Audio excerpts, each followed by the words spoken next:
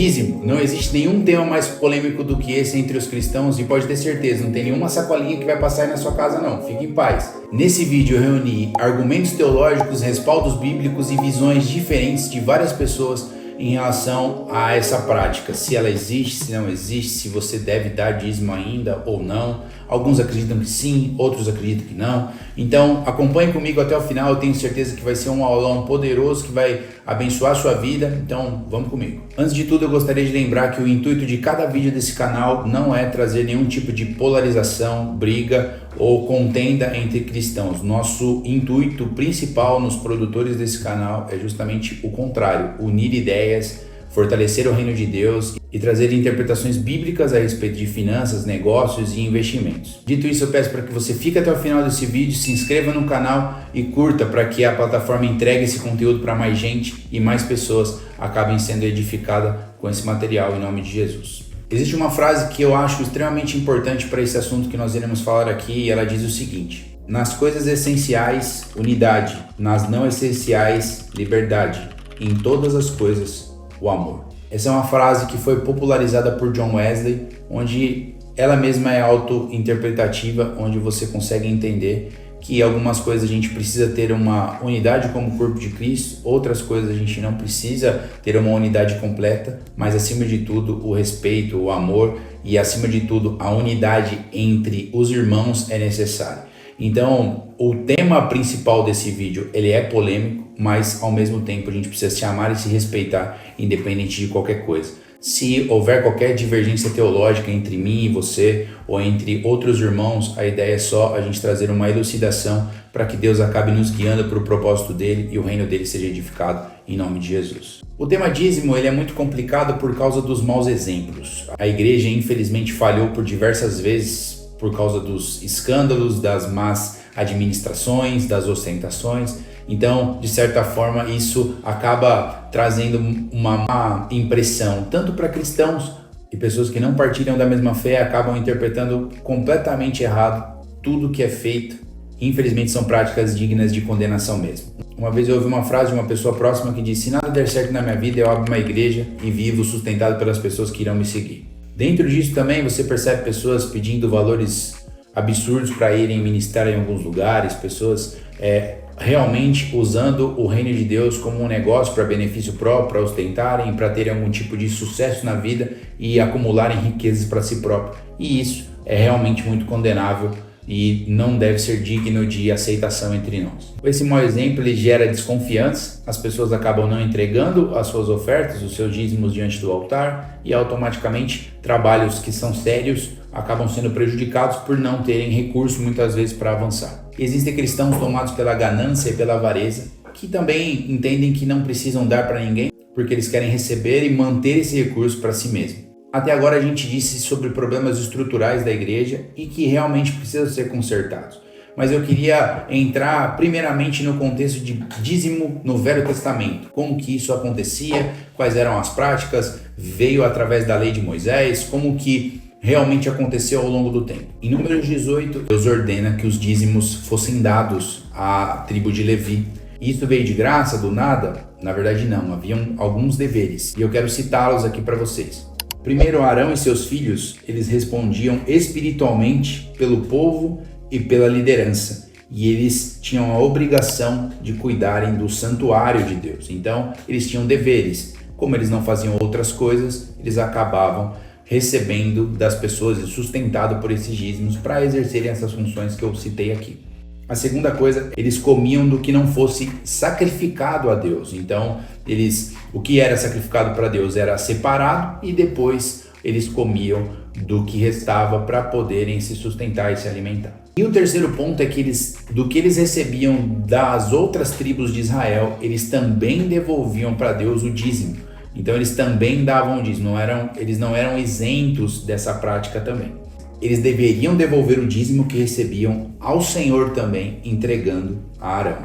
Depois, se você quiser saber mais a respeito disso, Deuteronômio 18, do 1 ao 8, também fala a respeito desse assunto. Mas vamos lá, seguindo aqui.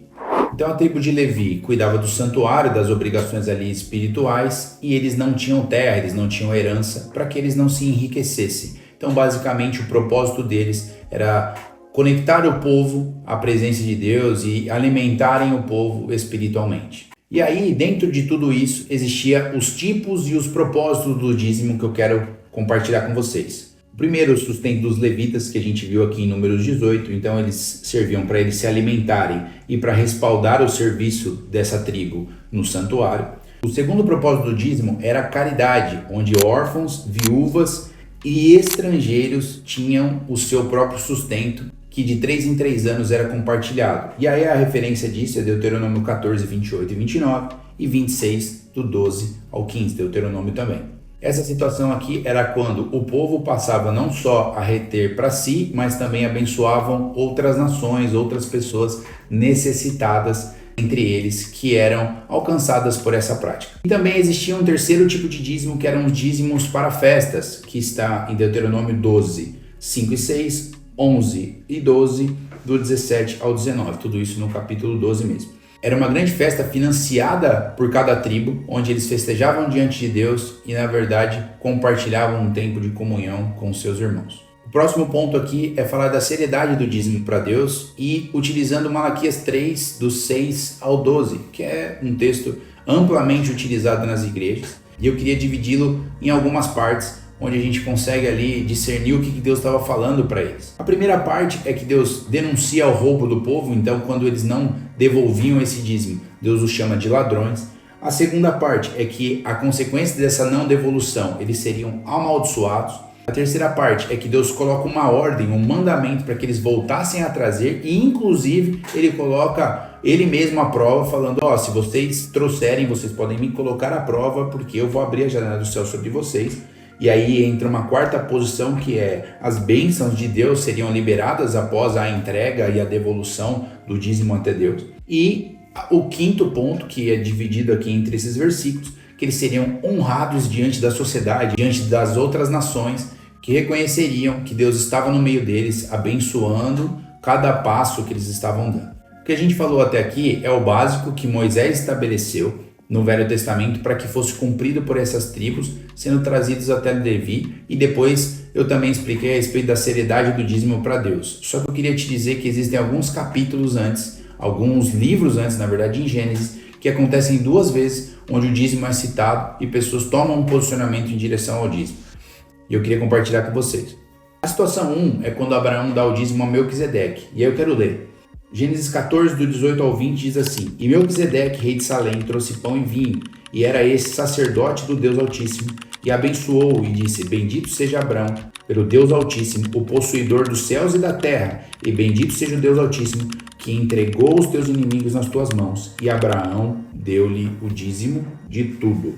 Nesse contexto, Abraão quis honrar ali Melquisedeque como um sacerdote, como alguém que era um servo de Deus, por tê-lo abençoado, por participar daquele momento. Agora, um contraponto, igual eu disse, esse vídeo aqui é para ser completamente imparcial e para fazer a gente pensar. Cristão não é para ser burro, não é para aceitar tudo de mão beijada, não é para engolir qualquer coisa sem pensar. Cristão pensa também. Então, vamos lá. Não existe nada na Bíblia, depois dessa ocasião, que diz que Abraão continuou dando o dízimo. Então ele deu naquele momento como um sinal de honra, só que não diz que ele fez isso em um outro momento. Agora, o que é importante ressaltar é que o dízimo ele não é uma prática que veio através de Moisés. Ele é uma prática que aconteceu aqui, através da vida de Abraão, e depois a gente vai ver uma segunda situação que aconteceu antes que toda a lei, toda a ordenança do dízimo fosse instituída como regra para ser seguida. Então, basicamente, o que acontece? As pessoas têm uma visão de que o dízimo ele não deve ser dado hoje porque não existem mais levitas, porque o dízimo é uma prática da lei. Só que, na verdade, o dízimo ocorreu antes da lei como um gesto de honra, de gratidão. Então, a gente não pode bater o martelo dizendo os levitas não existem, a gente não pode dar, porque essa era uma prática que veio antes da lei de Moisés. A situação 2 é quando Jacó faz um voto, e eu quero ler aqui para vocês também. Gênesis 28, do 20 ao 22. Ali Jacó fez a seguinte promessa: Se tu fores comigo e me guardares nesta viagem que estou fazendo, se me deres roupa e comida, e se eu voltar são e salvo para a casa de meu pai, então tu, ó Senhor, serás o meu Deus. Esta pedra que pus como pilar será a tua casa, ó Deus, e eu te entregarei a 10ª parte de tudo que me deres. O que é interessante nesse texto é que a gente não vê mais nenhuma situação do dízimo entre Abraão e Jacó. Só que, muito provavelmente, ele tenha sido ensinado que o dízimo era uma prática importante, porque de onde que Jacó tirou a ideia de dizimar diante de Deus? Então, muito provavelmente ele tenha sido ensinado, mas não existe nada claro na palavra que diga isso. Um outro ponto que precisa ser ressaltado aqui é que ele disse que tudo que Deus desse a ele devolveria 10%. Só que não existe mais nenhuma menção de Jacó devolvendo 10% para Deus de dízimo. E aí existem duas interpretações sobre esse tudo que Jacó disse. Tudo dali para frente ou tudo para aquela ocasião. Então talvez você possa pensar e falar, poxa, esse tudo era porque ele estava necessitado naquele momento, ou ao mesmo tempo você pode pensar que tudo estava relacionado a todas as conquistas dali para frente. Resumindo, não tem como você saber se ele deu dízimo novamente, se ele não deu, mas eu só estou te levando aqui mais uma vez dizendo a pensar. O que existe no meio desse texto, de tudo que eu já procurei a respeito dessa interpretação, é que Jacó faz um voto. Só que os votos, eles foram cumpridos todos em Jesus. O argumento de algumas linhas teológicas é que voto não se faz mais hoje, porque voto é algo que Jesus já cumpriu tudo através do seu sacrifício e da sua ressurreição. Eu interpreto da seguinte maneira e eu quero ler um texto para vocês. Tiago 2, 17 e 18 diz o seguinte: assim também a fé, se não tiver obras, é morta em si mesma. Mas dirá alguém, tu tens a fé e eu tenho as obras. Mostra-me a tua fé sem as tuas obras, eu te mostrarei a minha fé pelas minhas obras. Tiago está dizendo que nós podemos ter uma fé, só que a fé ela gera algum tipo de posicionamento. Eu acredito sinceramente que Jacó estava só dizendo o seguinte: Deus, eu quero colaborar com o Senhor, eu estou fazendo esse voto e o Senhor pode se manifestar, e se o Senhor se manifestar, eu vou cumprir esse voto a partir da tua manifestação, a partir do que o Senhor for fazer na minha vida. Então, quando o Tiago ele diz que a fé ela gera obras, na minha visão é que quando nós tomamos algum tipo de posicionamento em resposta ao que Deus faz, nós estamos colaborando com o milagre na nossa vida. Então, para mim, não teria problema a gente fazer votos ou não fazer votos. Apesar de Jesus ter cumprido tudo na sua morte e ressurreição, a gente sabe que existem práticas espirituais que nós devemos cumprir até hoje para nos conectarmos com Deus, para ligarmos na terra aquilo que precisa ser ligado no céu, e nós tomamos as nossas atitudes para corresponder ao que Deus quer fazer. E para mim, na simplicidade do meu coração, um voto nada mais seria do que colaborar com Deus para um milagre específico. E se a gente professa essa fé em Jesus, naturalmente nós iríamos praticar obras de justiça, na qual Deus preparou para a gente fazer e aplicar. Então, para mim, sem problema nenhum. Agora, o que a Bíblia diz sobre dízimo no Novo Testamento? Vamos lá. A gente precisa ler uns versículos aqui, então acompanha comigo se você está com a Bíblia, ou lê aí na tela, fica à vontade, mas o que eu peço é a sua atenção. Vamos lá. Hebreus 7, do 1 ao 15 diz assim: esse Melquisedeque era rei da cidade de Salém e sacerdote do Deus Altíssimo. Quando Abraão estava voltando da batalha em que matou os reis, Melquisedeque foi ao encontro dele e o abençoou. Abraão lhe deu o dízimo ou a 10ª parte de tudo, o que ele havia tomado dos inimigos na batalha. O nome de Melquisedeque quer dizer rei de justiça, é porque ele era rei de Salém. O seu nome também quer dizer rei de paz. Não se conhece o pai, nem a mãe, nem qualquer antepassado de Melquisedeque, e também não se sabe nada sobre o seu nascimento ou sobre a sua morte. Por ser como filho de Deus, ele continua sacerdote para sempre. Vejam como Melquisedeque era grande. Abraão, patriarca, lhe deu o dízimo da parte de tudo o que havia tomado seus inimigos na batalha. Conforme a lei de Moisés, os sacerdotes que são descendentes de Levi têm a obrigação de receber do povo a 10ª parte de tudo. Eles recebem dos seus próprios patrícios, embora estes também sejam descendentes de Abraão. Melquisedeque não era descendente de Levi, mas recebeu a 10ª parte daquilo que Abraão havia tomado na batalha e o abençoou. Sim, abençoou o próprio Abraão, que havia recebido as promessas de Deus, e não há dúvida de que aquele que abençoa é mais importante do que aquele que é abençoado. No caso dos sacerdotes, a 10ª parte é recebida por homens que um dia vão morrer. Mas no caso de Melquisedeque, como dizem as escrituras sagradas, a 10ª parte foi recebida por alguém que continua vivo. Portanto, quando Abraão pagou a 10ª parte a Levi, cujos descendentes recebem a 10ª parte, também pagou. Pois Levi não tinha nascido e, por assim dizer, ainda estava no corpo do seu antepassado Abraão, quando este se encontrou com Melquisedeque. A lei que o povo de Israel recebeu se baseava no sacerdócio dos levitas. Ora, se o trabalho dos sacerdotes levitas tivesse sido perfeito, não haveria necessidade de aparecer outro tipo de sacerdote, da ordem do sacerdócio de Melquisedeque e não da ordem de Arão. Pois quando se muda o sacerdócio, a lei também precisa ser mudada. E o nosso Senhor Jesus, a respeito de quem são ditas essas coisas, pertencia a essa tribo, e nenhum membro dessa tribo jamais serviu como sacerdote. É sabido que por nascimento Jesus, o nosso Senhor, pertencia à tribo de Judá, e Moisés não disse nada dessa tribo quando falou a respeito de sacerdotes.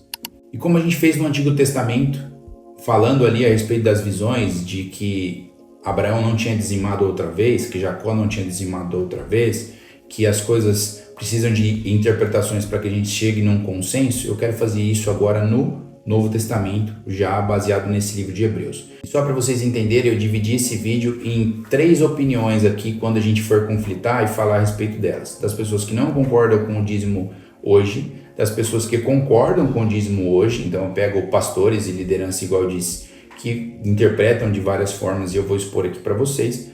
E depois eu também dou a minha opinião sobre o assunto. Em paralelo aqui a gente vai fazendo esse bem bolado. Se você quiser anotar para ficar pensando depois e orar a respeito, fica à vontade.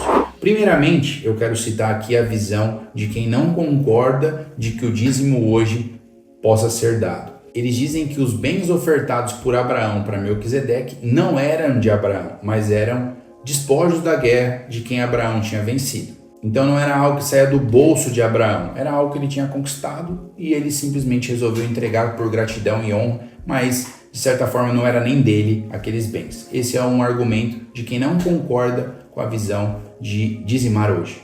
A minha opinião é um pouco diferente, porque ele resgatou aqueles bens, inclusive os bens do seu sobrinho, Ló, no caso, e já que aqueles bens foram conquistados por ele como direito de guerra, aquilo não precisava ser ofertado, não precisava ser dizimado, ele não tinha obrigação nenhuma de devolver aquilo.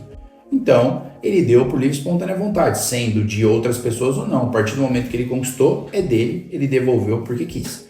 Então, essa é a minha opinião. Ele dizimou por respeito e honra de algo que ele conquistou, mas que a partir do momento que ele ganhou aquilo, era dele. Então, não importava de quem vinha, importava que a partir daquele momento ele poderia fazer o que ele quisesse com o recurso que ele conquistou. Existe também uma outra opinião de quem não concorda com o dízimo nesse texto, que diz o seguinte: o dízimo nesse contexto era só para exemplificar que o sacerdócio estava sendo mudado de Melquisedeque para Jesus. Então ele não tinha uma real função ali no meio. Era só uma exemplificação de que o sacerdócio estava sendo transferido de Melquisedeque para Jesus. Então essa é uma opinião de quem não concorda, porque basicamente eles afirmam que o dízimo ele não tinha uma necessidade de estar ali. Ele foi utilizado como algo que era irrelevante na verdade, e o foco principal desse texto é mostrar o sacerdócio de Jesus e não falar a respeito do dízimo. E agora, na minha opinião, eu queria que você pensasse o seguinte: se você for ler o livro de Hebreus inteiro, o sacerdócio de Jesus é comentado ao longo do livro todo. Então a gente não precisaria que o autor de Hebreus utilizasse o dízimo como exemplo se não fosse relevante. Porque, ou por mais que o sacerdócio de Cristo Jesus fosse o foco principal do livro de Hebreus, é o foco principal do livro de Hebreus, a gente percebe que o dízimo ele não precisaria ser citado se ele não fosse relevante. Poderia falar sobre outras coisas, como o resto do livro fala de maneira muito clara, explícita, o quanto Jesus é o sacerdote supremo. Então, essa é a minha opinião. Não teria por que o livro citar o dízimo se não tivesse nenhum tipo de função. Se o dízimo já tivesse sido abolido, não teria por que ele estar nessa citação de transferência de sacerdócio. Então, realmente fica incoerente citar alguma coisa que nem fazia mais sentido. É meio parecido com a minha interpretação, mas foi acrescentada a parte de que, se fosse abolido, não teria necessidade de ser citado também. Um outro argumento de quem concorda é que Levi estava se curvando diante da soberania de Jesus e do seu sacerdócio e o honrando através do dízimo também. E as ideias dessas passagens giram em torno do quê? Do sacerdócio de Cristo ser superior ao de Levi, e do sacerdócio de Cristo ser da ordem de Melquisedeque. Esses são os dois temas centrais dessa passagem. E aqueles que concordam dizem a respeito desse texto no versículo 8 que quando o autor de Hebreus fala que os homens que morrem fazem referência a Levi, né? Esses são os homens que acabam falecendo, testificam do que vivem, ou seja, Melquisedeque, que seria o próprio Jesus, ou seja, o sacerdócio mortal reconhecendo um sacerdócio imortal. E o complemento dessa ideia é que o dízimo estava sendo transferido de Levi para Jesus através dessa afirmação do autor de Hebreus. Então as pessoas que estavam praticando o dízimo ao entregar para Levi, hoje no nosso tempo nós entregamos o dízimo para Jesus, que é o sacerdote supremo. Essa é a visão de quem concorda em continuar entregando o dízimo hoje diante do altar de Deus. Sendo assim, se o dízimo era de Levi e ele se torna de Cristo, Cristo hoje representa através do corpo dele, que é a igreja. Em outro contexto, Jesus cita o dízimo aqui, e eu quero ler. Diz assim, Mateus 22, 19 ao 21. Mostrai-me a moeda do tributo, e eles apresentaram o dinheiro. E ele lhes disse, de quem é essa esfinge e esta inscrição? Disseram, de César. Então Jesus lhes disse, dai, pois, a César o que é de César e a Deus o que é de Deus. Dentro desses argumentos, existem pessoas que falam que essa afirmação de Jesus, para quem concorda com a prática do dízimo hoje, que essa afirmação de Jesus, ela retrata a literalidade de Jesus mostrar que o dinheiro era algo que precisava ser dado a Deus. Esse exemplo que Jesus deu do dinheiro no meio dos seus discípulos e de quem o seguia, representava o desejo de que Jesus entendesse que os recursos financeiros também deveriam ser entregues diante de Deus. Existe uma literalidade debaixo desse exemplo que Jesus deu. Quem não concorda disse que o dízimo ele não era dado em valores monetários e que não existe nenhum tipo de clareza quando Jesus fala a respeito disso. Não dá para a gente bater o martelo e falar que o dinheiro era algo para ser dado diante de Deus. Então, esse é o argumento também de quem não concorda com a prática do dízimo hoje. Eu prefiro pensar no versículo abaixo. Eu vou ler para vocês. Provérbios 3, 9 e 10 diz o seguinte: honra ao Senhor com os teus bens e com a primeira parte de todos os teus ganhos, e se encherão os teus celeiros e transbordarão de vinho os teus lagares. Nesse versículo, Salomão ele não está especificando qual que é o bem que precisa honrar a Deus. Ele simplesmente fala, honra com os seus bens. E nesses bens eu citei aqui algumas coisas que podem servir a Deus. Vamos lá. O dinheiro financiando o reino, abençoando alguma pessoa, pagando uma conta de alguém que não tem condição, comprando uma cesta básica, fazendo uma série de coisas a respeito disso. Seu carro, você pode dar carona para uma pessoa que precisa ir à igreja e não tem condição de pegar uma condução. Sua casa, você pode ser hospitaleiro, receber missionários, receber uma célula, receber pessoas na sua casa e assim por diante. E a Bíblia mostra lá em Atos, por exemplo, as pessoas ofertando as suas casas, os seus bens, e elas não entregavam coisas de comer apenas, elas entregavam os seus bens. Então não existe uma segmentação aqui em Provérbios. Salomão está falando, cara, tudo que você tiver de bem, honra a Deus. E honrar a Deus é honrar os nossos irmãos, é honrar tudo que diz respeito à obra de Deus nessa terra. Então essa é a minha opinião. A gente vai honrar com tudo. A gente pode trabalhar na igreja com os nossos celulares fazendo um vídeo, a gente pode honrar a Deus com qualquer coisa. Então a gente pode honrar a Deus com qualquer tipo de atitude dessa, por mais simples que seja. Outro versículo que claramente fala de dízimo no Novo Testamento é o seguinte, e causa bastante debate. Mateus 23, 23 faz assim: ai de vós, escribas e fariseus, hipócritas, pois vocês dizimam da hortelã, do endro e do cominho, e vocês desprezam o que é mais importante da lei, o juízo, a misericórdia e a fé. Deveis, porém, fazer essas coisas sem omitir aquelas. E aí, já entrando na questão das pessoas que não concordam que o dízimo hoje deve existir, elas dizem o seguinte sobre esse texto. Quando Jesus faz esse tipo de afirmação sobre o dízimo aqui, ele não havia inaugurado a nova aliança, pois ele não tinha morrido ainda e ressuscitado. Então, quando Jesus fala do dízimo nesse texto, ele na verdade estava exortando pessoas a respeito das práticas que elas tinham, que eram equivocadas, citando o dízimo como exemplo, só que o dízimo ele era para os levitas e Jesus não tinha morrido e ressuscitado, automaticamente esse argumento ele é para o Velho Testamento. Isso são as pessoas que não concordam com o que dizem. E aí pessoas na mesma linha dizem que Jesus está criticando o dízimo nesse texto, colocando o dízimo como algo ultrapassado. Você precisa praticar a justiça, a misericórdia e a fé, o dízimo não. Então, esse é o entendimento de quem não concorda. E aí falando para quem concorda que o dízimo existe hoje, eles dizem o seguinte, que nesse texto Jesus fazia menção à hipocrisia dos fariseus, não ao dízimo. Eles eram minuciosos no dízimo, só que eles se esqueciam de coisas muito mais importantes, que era a misericórdia, a justiça e a fé. Então, a crítica não era ao dízimo, a crítica era a hipocrisia. Fazer algo que era pouco importante de maneira excelente e minuciosa e algo que era mais importante sem dar a devida atenção. Quem concorda também diz o seguinte, que os princípios citados por Jesus, no caso a justiça, a misericórdia e a fé, eles permaneceram na velha aliança. Antes de Jesus morrer e ressuscitar, também precisava praticar justiça, misericórdia e fé. E depois de Jesus morrer e ressuscitar, também é preciso praticar misericórdia, justiça e fé. Esses princípios não mudaram. Então não teria por que colocar o dízimo como abolido, sendo que os princípios que são comparados ao dízimo não foram abolidos. Um outro argumento para quem concorda com a prática do dízimo hoje é que não existe nenhuma fala de Jesus ou dos apóstolos que proíbe a prática do dízimo hoje em dia. Em nenhum momento você vê Jesus falando, o dízimo acabou aqui, ou o apóstolo Paulo falando, ou Pedro, ou qualquer outra pessoa falando que o dízimo havia encerrado o ciclo. E entrando na questão que nós estamos na nova aliança, o dízimo deve ser dado hoje ainda, isso é bíblico, não é? O dízimo deve ser entregue na igreja, como que é essa relação? E aí eu trouxe uma série de argumentos aqui para você, e eu sei que esse vídeo vai ficar bem longo, mas é para acabar com a sua dúvida de uma vez por todas, e na verdade você buscar experiências com Deus para entender se é verdade, se não é, o que você tem que fazer da sua vida financeira em relação às suas doações, às suas ofertas. O que a Bíblia diz a respeito do ministro do Evangelho receber de dinheiro da igreja? Será que o Novo Testamento aborda esse assunto? Como será que isso acontece? E aí eu queria ler para você 1 Timóteo 5,17, que fala o seguinte: devem ser considerados merecedores de dobrados honorários os presbíteros ou a liderança que presidem bem com especialidade os que se afadigam na palavra e no ensino. Pois a Escritura declara, não amordaces o boi quando pisa o trigo, e ainda o trabalhador é digno do seu salário.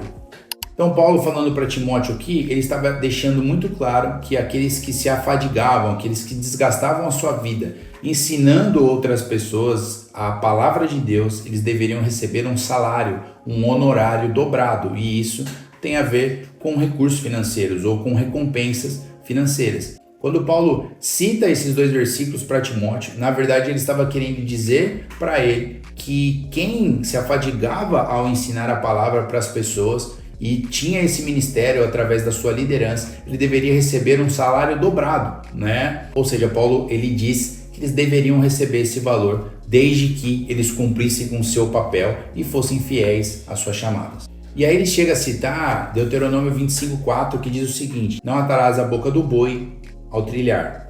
Paulo, ao citar esse boi e esse outro versículo bíblico, na verdade ele queria dizer que não fazia sentido alguém que trabalhasse e não pudesse, na verdade, colher dos frutos do seu próprio trabalho. Em outras palavras, ele estava dizendo, o boi pode comer, assim como o presbítero também pode comer do trabalho que ele exerce. Eu queria deixar para você meditar, depois você lê aí na sua casa 1 Timóteo do 3, do 1 ao 15, são 15 versículos, eu não quero ler todos, mas no versículo 3 e no versículo 8, Paulo ele traz algumas normas de como deveria ser as práticas das lideranças para serem instituídas ali. Então os diáconos e os presbíteros deveriam ter algum tipo de procedimento padrão para serem colocados naquela posição. E o que é muito claro nesses versículos é que eles não deveriam ser avarentos, gananciosos, amantes do dinheiro, eles deveriam focar no que era espiritual e não ter esse tipo de problema, porque muito provavelmente eles lidariam com o dinheiro no seu dia a dia, e se eles não tivessem um coração blindado quanto a isso, eles teriam, obviamente, tentações, que é normal de todo mundo ter, mas eles cairiam nesse tipo de tentação. Então ele já normatiza, fala, se você for procurar uma liderança para instituir em algum determinado lugar, perceba se essa pessoa não tem problema com dinheiro, porque se ela tiver esse tipo de problema,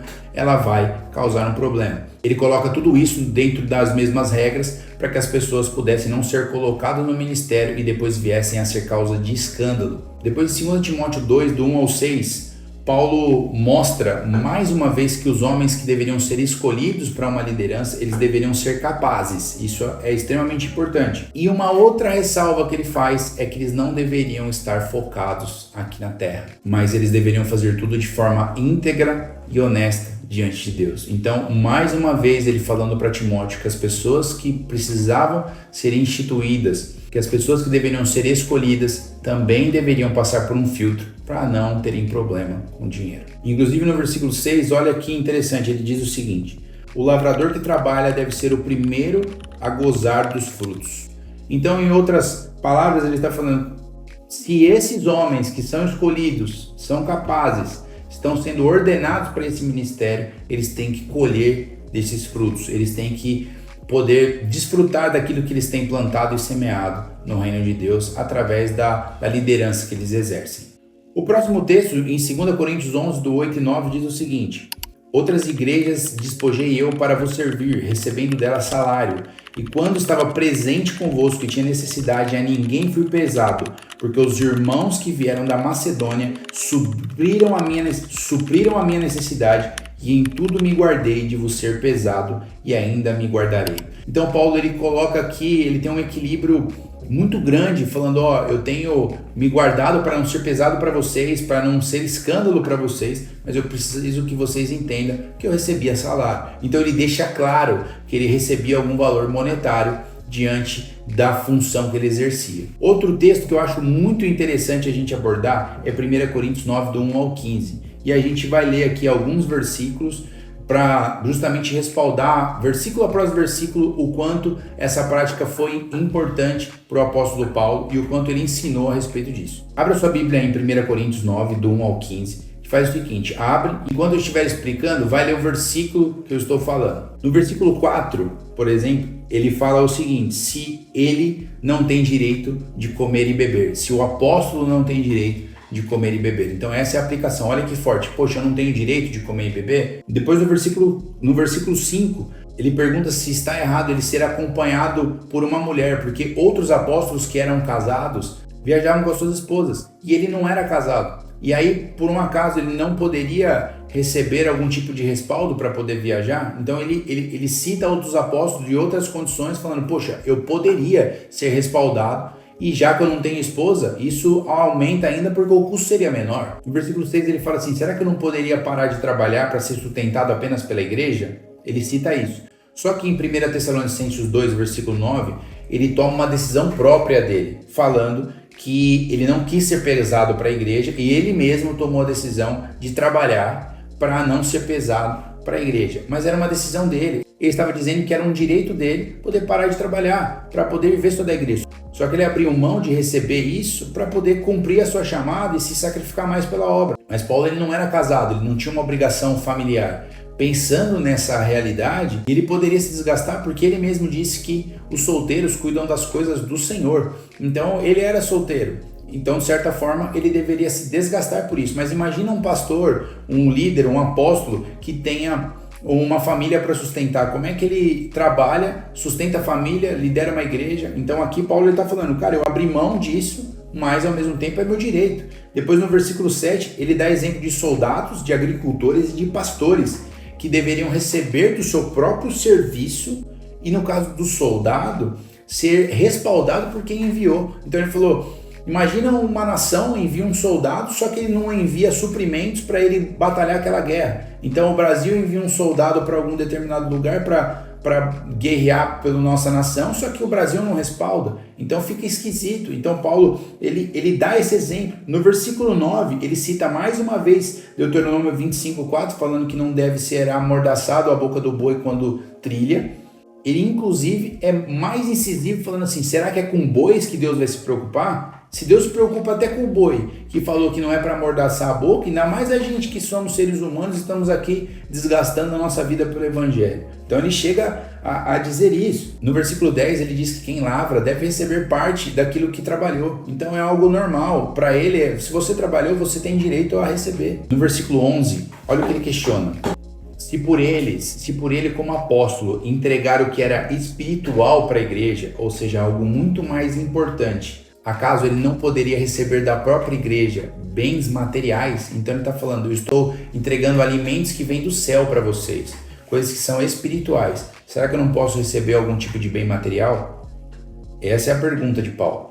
E no versículo 12, ele afirma mais uma vez os seus direitos, só que ele deixa claro que ele não queria receber, porque ele se desgastava pelo evangelho, ele não tinha nenhum tipo, igual eu disse, obrigação familiar aqui. E eu queria fazer um parêntese, que eu acho que é muito importante nesse momento. Como vocês perceberam, eu não vou utilizar esses versículos de maneira isolada, porque senão a gente coloca aqui que Paulo estava afirmando que ele poderia receber algum tipo de bem material, e aí a gente manipula as pessoas a entregar os seus bens em prol das lideranças, e não é isso que ele estava dizendo. Inclusive, ele fala que ele não gostaria de ser pesado para as ovelhas dele. Qual que é o papel de um pastor, de uma liderança que recebe salário de uma igreja? Ele não pode ser pedra de tropeço, ele não pode ser alguém que por ostentação acaba caindo em vaidade e fazendo com que outras pessoas desconfiem do que ele está recebendo, do que ele está fazendo. O pastor, ele é chamado para servir a igreja, para servir o ministério, então ele não pode ser pedra de tropeço. E se ele recebe salário da igreja, de certa forma, ele não pode usurpar isso em benefício próprio, e Paulo deixa isso muito claro. Existe sim uma cultura de honra que Paulo está estabelecendo, existem sim verdades espirituais que devem ser seguidas, mas ao mesmo tempo existe um limite e muito mais responsabilidade para a liderança, para os pastores saberem desfrutar dessa honra sem passarem a ser pedra de tropeço para outras pessoas. A Bíblia chega a dizer que se você comer carne, escandalizar o seu irmão, para você não comer carne, porque eles teriam algum tipo de consciência fraca e se escandalizariam por isso. Então a Bíblia nos ensina a não ser motivo de escândalo. E Paulo também fala em 1 Coríntios 9, do 19 ao 22, que ele se fez de tudo para com todos. Para qual objetivo? Para que eles fossem salvos. Então existem pastores que também vão ter um ministério para estarem no meio de pessoas que são extremamente ricas. E esses pastores, estando no meio desses ambientes, talvez eles consigam alcançar algum tipo de voz ali dentro, porque existem pessoas que só escutam outros do mesmo nível social, ou pessoas que venceram na vida aos olhos desse mundo. Às vezes pastores vão ser abençoados de maneira poderosa, vão ser prósperos, para justamente entrarem nesse novo patamar social, para alcançarem as pessoas. Não estou falando de exagero, não estou falando de ostentação. Estou falando de propósito de Deus para determinadas pessoas, e aí cada um dará conta de si mesmo.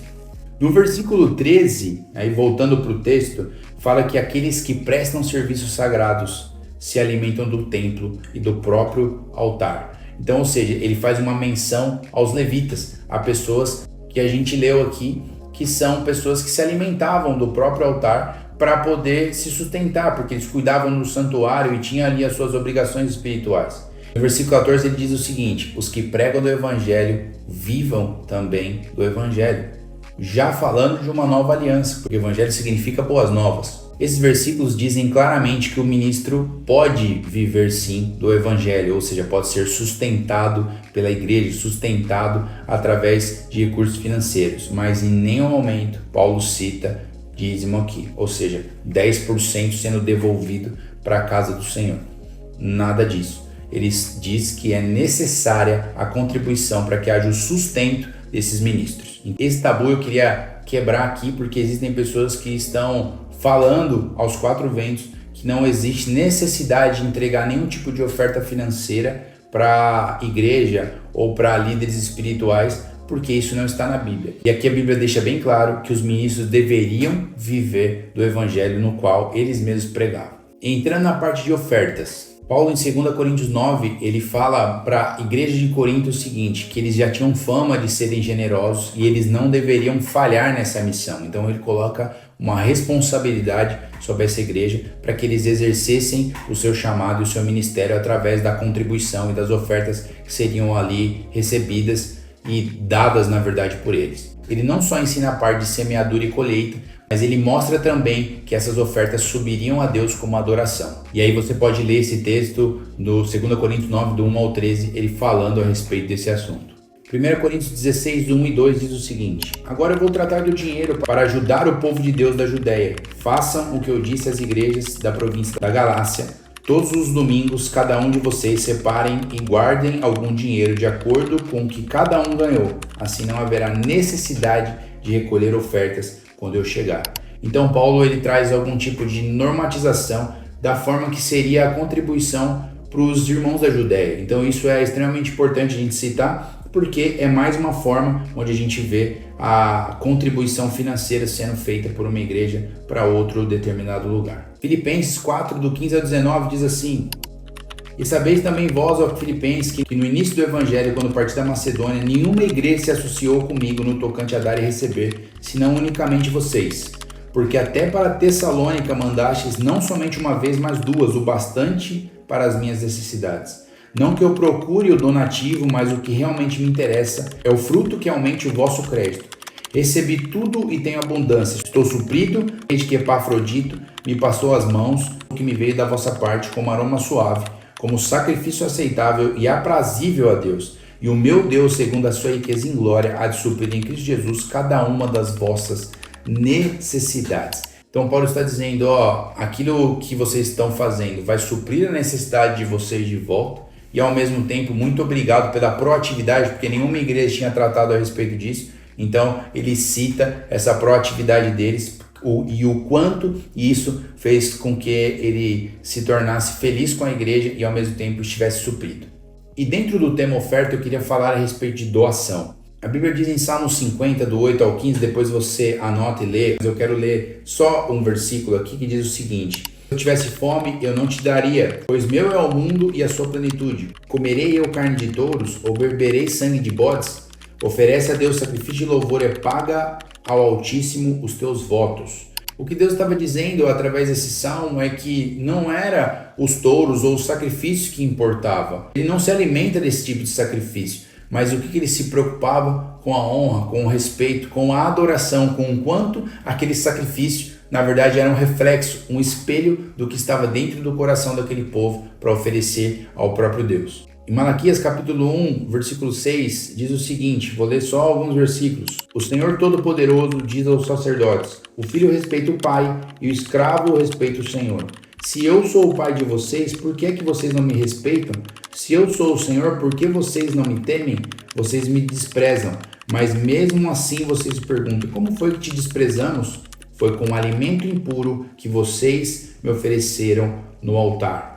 Então, Deus estava aqui preocupado tanto em Salmos quanto aqui em Malaquias a respeito do desprezo e da falta de consideração que esse povo tinha em relação às ofertas que estavam sendo entregues no altar. Eles não estavam preocupados em oferecerem o seu melhor, mas sim aquilo que restava. E Deus os corrige de maneira bem firme, mostrando para eles o quão ruim estava o seu coração e o quanto, na verdade, o ofertar, o honrar a Deus estava distante da realidade que eles estavam vivendo. Todo mundo conhece também Marcos 12, do 41 ao 44, a história da viúva pobre. O que eu quero dizer com Salmos, com Malaquias e com Marcos, agora falando da viúva pobre, é encerrando essa parte, justamente mostrar para vocês que não existe nenhum tipo de necessidade de Deus receber grandes quantias, porque na verdade a viúva pobre ela entregou tudo que ela tinha, só que era o melhor dela. Então Deus nunca se importou com a quantidade, mas sim com a qualidade daquelas ofertas e com o tamanho da honra que estava no coração do seu povo. Deus nunca se preocupou com o que estava sendo entregue, Deus sempre se preocupou com o como, a maneira que as coisas estavam acontecendo.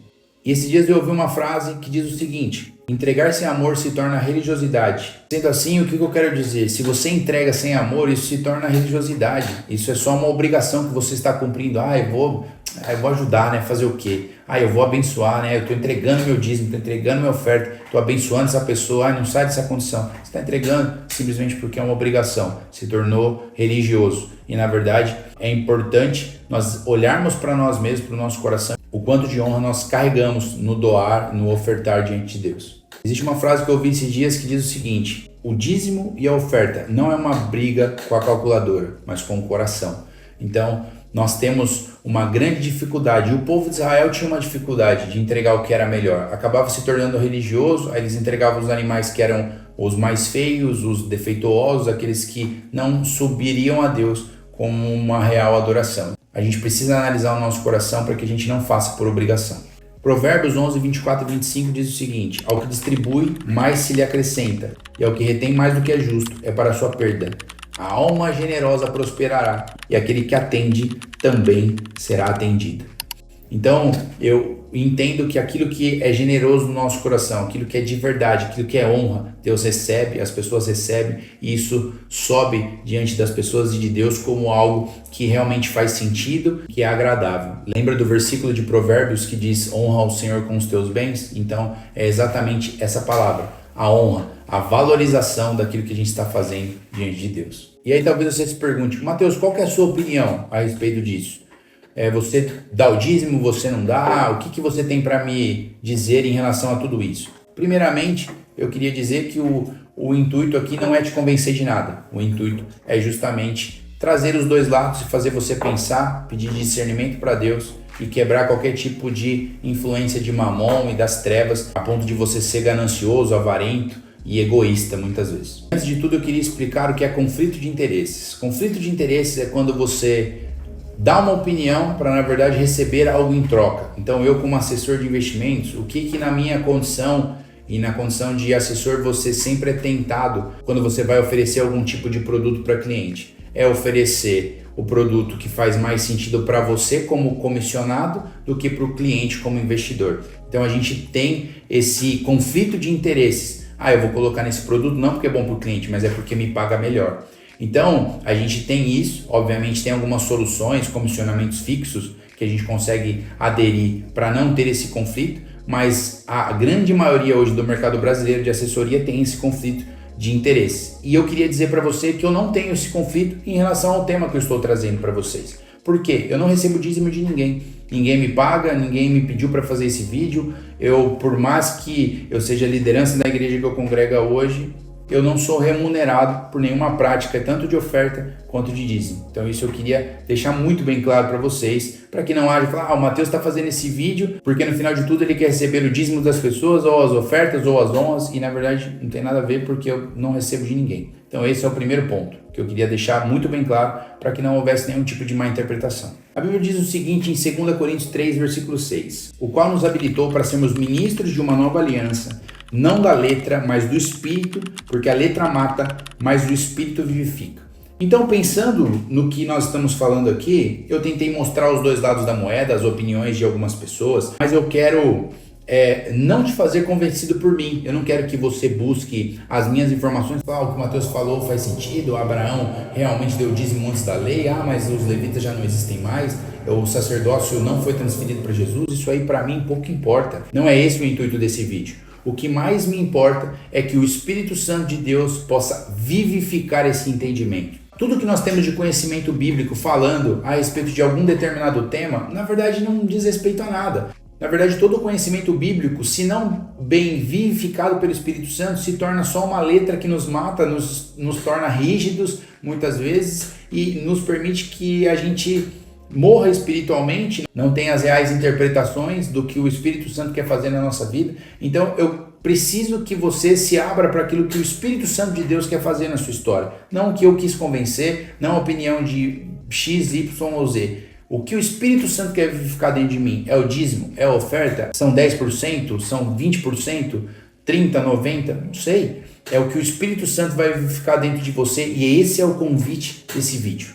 Primeiro de tudo, o dinheiro tem que estar longe do seu coração e longe de ser o seu Senhor. Salmo 62, versículo 10 diz o seguinte, por mais que as suas riquezas aumentem, não coloque nelas o seu coração. Então, já existe advertência para nós em relação a como nos posicionarmos em relação às riquezas. 1 Timóteo 6, versículo 10 diz que o amor ao dinheiro é a fonte de todos os males, a raiz de todos os males. Então, ou seja, o amor ao dinheiro ele vai te levar para um abismo, que vai chamar outro abismo, que vai te levar para o buraco. Então, essa é a primeira opinião que eu deveria dar. O dinheiro precisa estar longe do seu coração e o dinheiro precisa estar longe de ser o seu Senhor e aquele que guia a sua vida e a sua história. Não sei se você sabia, mas o único Deus chamado na Bíblia de Senhor, além do próprio Deus, é Mamon, ou o dinheiro. Tamanho o poder da sua influência e da sua manipulação sobre as pessoas. E existe uma frase no mercado financeiro que eu já disse aqui algumas vezes, que diz o seguinte, o dinheiro ele é um ótimo escravo, mas um péssimo patrão.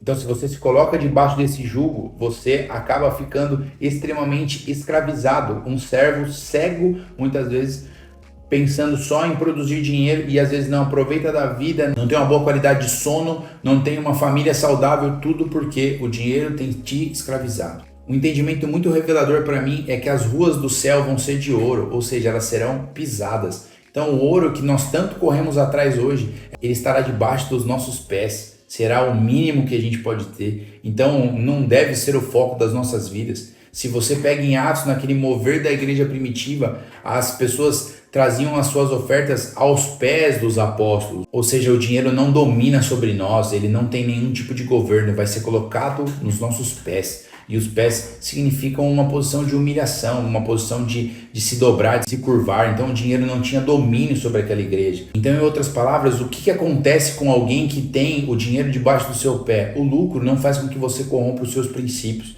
Ele não faz com que você se venda, ele não faz com que você tenha algum tipo de manipulação ou que você se submeta a qualquer tipo de coisa que Deus não te chamou para fazer. E aí, Mateus, você é a favor do dízimo hoje? Sim ou não? Por quê? Justifique, né? Igual a escola. Sim ou não? Justifique. Eu sou a favor do dízimo, eu sou um praticante do dízimo hoje e aí acabou o mistério. Eu consigo praticar isso hoje, eu devolvo 10% de tudo que eu recebo para a minha igreja local e eu tenho completa paz em relação a isso, porque eu acredito naquela questão que a gente começou o vídeo falando de Hebreus 7. Eu acredito que o sacerdócio de Levi foi transferido para Jesus e a prática acabou continuando dos 10%.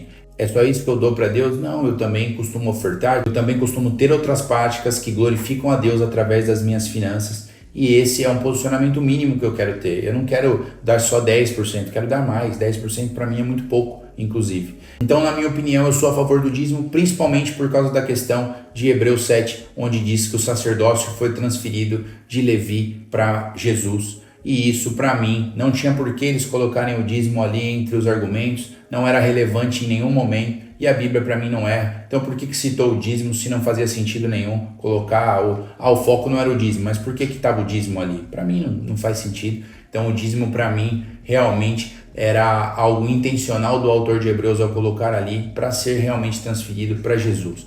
E se foi transferido para Jesus, foi transferido para a igreja, que é o corpo de Cristo, que somos nós. Então eu acredito sim que o corpo de Cristo deve usufruir do dízimo. Eu acredito sim que a continuação do ministério de Jesus é justamente a igreja. E a Bíblia diz que Jesus enviou a igreja para fazer as obras que ele começou, que ela é uma continuação do ministério de Jesus. João 20:21 diz o seguinte: disse-lhe Jesus outra vez: paz seja com vocês, assim como o meu Pai me enviou, eu também envio a vocês. Então, se o dízimo saiu de Levi, foi para Jesus, e Jesus nos enviou como igreja, o dízimo para mim é para ser depositado na igreja também. Então essa é a minha conclusão, é o meu entendimento em relação ao dízimo. E aí eu queria falar também os benefícios do dízimo e da oferta. Primeiramente, ele é um passo prático em direção ao combate da avareza, ao combate da ganância. Não existe oração, não existe jejum, não existe adoração que você faça se você não colocar a mão no seu bolso e doar para alguém, e ofertar para alguém, e dizimar na sua igreja. Não existe nada que combata a sua avareza, a sua mesquinhez, o seu egoísmo, sem ser propriamente o compartilhar dos seus bens financeiros também. Então, o primeiro ponto é que ele combate a avareza, ele nos obriga a sermos generosos, a sermos bondosos, a vermos os frutos do que nós estamos fazendo ali. Quando nós abençoamos uma pessoa, a gente consegue ver o quanto essa pessoa às vezes agradece a Deus, tem uma experiência com Jesus através das nossas vidas. O segundo ponto é que o dízimo ele é proporcional. Eu acho que é algo fantástico no dízimo, que é a proporcionalidade. Então Deus é um Deus muito justo. Ele coloca ali 10%, então pensa, a pessoa que ganha R$1 milhão por mês, ela daria R$100 mil. A pessoa que ganha R$2 mil, ela dá R$200. Ficaria desleal da parte de Deus ou injusto se Deus cobrasse de uns mais do que de outros. Então é de acordo com o seu coração, de acordo com a proporcionalidade do que você ganha. Ah, Mateus, mas quem ganha R$1 milhão pode dar mais, é só ele abaixar o custo de vida. Sim, mas eu estou dizendo que é proporcional ao que você recebe. E isso, para mim, traz um senso de justiça em relação a esse tema. Atos 11, 29 e 30 diz: os discípulos, cada um segundo as suas possibilidades, decidiram providenciar ajuda aos irmãos que viviam na Judéia. E o fizeram, enviando suas ofertas aos presbíteros pela mão de Barnabé e Saulo. Nesses dois versículos aqui, a gente percebe que cada um contribuiu segundo sua possibilidade. Então o dízimo, ele é segundo a possibilidade das pessoas. Cada um vai dar 10% de acordo com o que cada um ganha. E eu quero falar para vocês umas verdades aqui, que é algo que me revolta, que me deixa muito chateado, muito triste, muito realmente decepcionado com a falta de conhecimento e de maturidade do corpo de Cristo. Eu percebo que muitas vezes a gente discute tanta coisa inútil quanto o corpo de Cristo. E essa aqui não é uma discussão, é para você no final de tudo encontrar o teu propósito. Eu não estou discutindo se é para dar ou não. Eu estou querendo dizer para você que para encontrar o teu propósito e a tua contribuição ideal. Esse é o meu propósito aqui. Mas a gente discute tanta coisa que é inútil. A gente, como corpo de Cristo, levanta tantas pautas que na verdade são desnecessárias e a gente mais briga entre nós mesmos do que respeita uns aos outros. A gente dá mau testemunho para as pessoas que são de fora da igreja. A gente não é exemplo. Eu fico decepcionado e muito triste com essa condição, porque a Bíblia nos ensina que o mundo reconheceria que Jesus nos enviou quando a gente fôssemos um. Independente da linha teológica de cada igreja, das convicções de cada um, a gente precisaria respeitar. Então eu respeito quem não dá o dízimo, quem só oferta, quem não crê no dízimo, tudo bem, não tem problema, eu não preciso vencer. Hoje a gente está debaixo de uma situação onde o seu argumento precisa ser melhor do que o meu argumento precisa ser melhor que o seu, e não importa, o que importa é que Jesus seja glorificado. Então, só para citar aqui, a gente debate se o arrebatamento é antes ou depois da grande tribulação, e o que é mais importante? A gente viver com Jesus, a gente viver de modo digno do evangelho. Não é se Jesus volta antes ou depois, a gente vai subir com ele de qualquer jeito. Então não interessa se é antes ou se é depois, quem está certo e quem está errado. E as pessoas brigam, ficam de cara fechada um para o outro, porque eu creio que Jesus volta no meio, eu creio que Jesus volta antes, eu creio que Jesus... Cara, não importa, o que importa é que ele vai voltar. Então esse é realmente o foco nosso. Então para de brigar por causa, o dízimo é para dar, o dízimo não é para dar. Busca o seu propósito em Deus, esquece isso.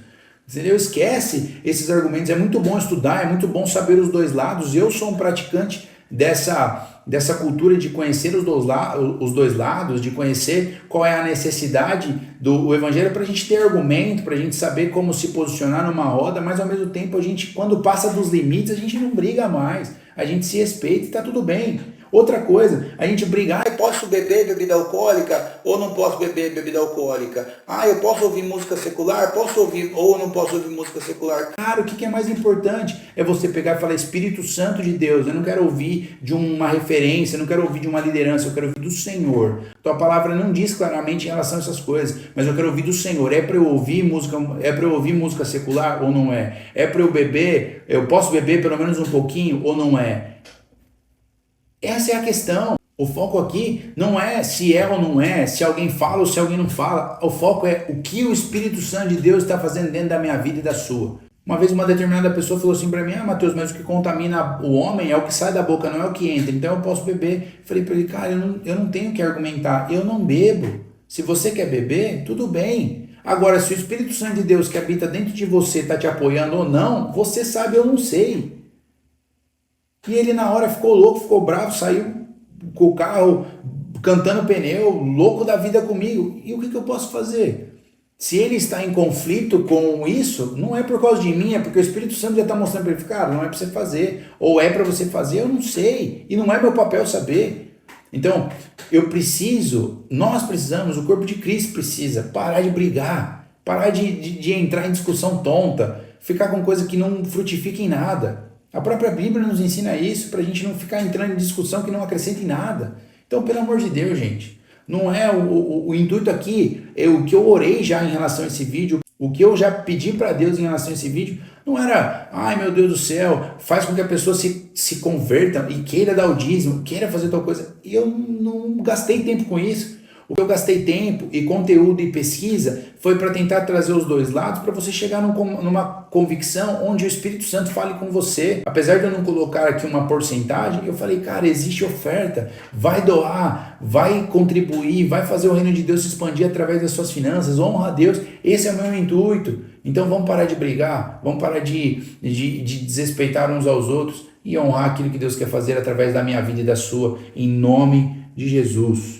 E outra coisa, se você ficou até aqui, eu queria muito te agradecer por ter acompanhado esse vídeo. Te peço, se inscreva no canal, dá o like, abençoa esse canal e faz com que esse conteúdo chegue a mais pessoas e que em nome de Jesus a gente seja uma igreja que não é mesquinha, que não desrespeita os seus irmãos, mas que acredita no propósito de Deus para as nossas histórias e o dinheiro seja um instrumento para que o reino de Deus avance. Em nome de Jesus, Deus te abençoe e até o próximo vídeo.